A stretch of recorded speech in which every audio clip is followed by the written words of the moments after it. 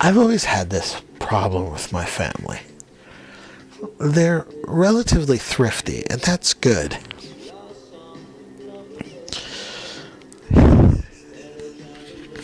I'm remembering the last time my aunt, and this is not in the distant past either, this was like 2 years ago, wanted me to come over and trim this tree. She had these vines coming in from her neighbor's yard, and she basically just wanted me to chop down a bunch of trees and cut up a bunch of crap. She hands me these pruning things. They're big and sturdy looking. They look like they're made out of hammered iron. They got giant bolts on them, and the desiccated husks of 2 foreign trees made into handles. Well, I stuck this thing on a tree branch and squeezed with all my might, and one handle snapped and broke like, I don't know, a dry twig.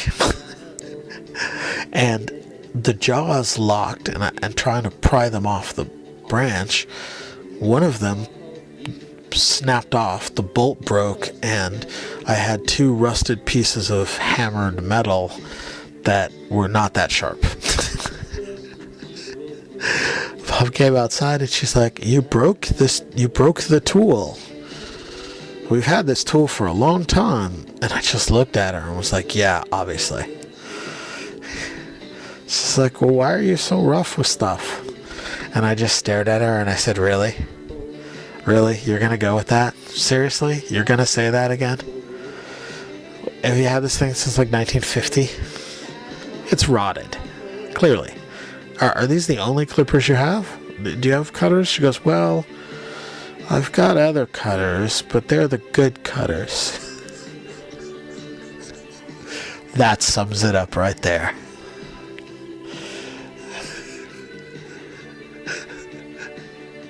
There is, if you watch old movies back in the day, before Visa cards and the euro, they used to have these little cages where people would go and they'd bring their money from whatever European country they're from, and then they would exchange it. So you'd give them your dollars and they'd give you Swiss francs or whatever, and there'd be some slightly different number that you get. It's called an exchange rate. That's pretty much what I need to establish with my family. Before I moved, my mother wanted her yard rototilled, I guess. And it was muddy and hard and had grass everywhere, and so she wanted me to do it with a shovel. And I refused. My family, they all basically had the opinion that I should stop being lazy and just go do it. It'll save $30. And I explained to them that I didn't want to spend the next several months turning over soil with a shovel when we could rent a rototiller and do it in an hour. So I ended up renting the rototiller. For a guy who doesn't own a home and is not particularly handy, I ended up renting a lot of crap.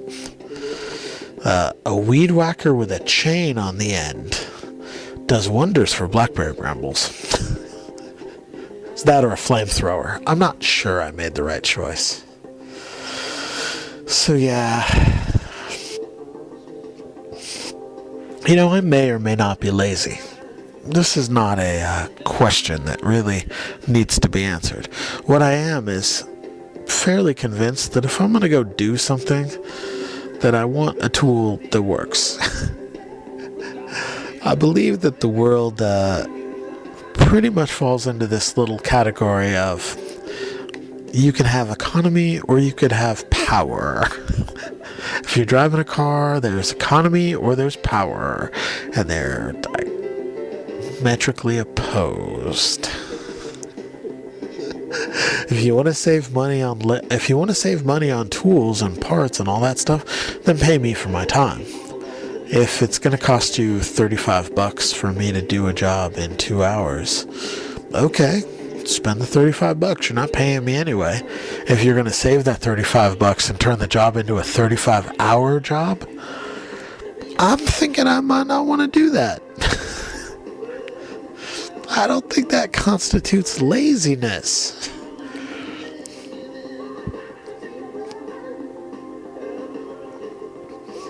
My aunt's a big fan of saying that, things break when I get a hold of them. Like, yeah, obviously, because you guys never let me use the good ones. By the way, the broom that I'm using, you can get slivers from its rotting, desiccated wood. And, of course, you have to sweep, and then you basically have to sweep again with the good broom to get all the broken bits of straw that fall off it. Yeah, all in all, it was kind of a fun day.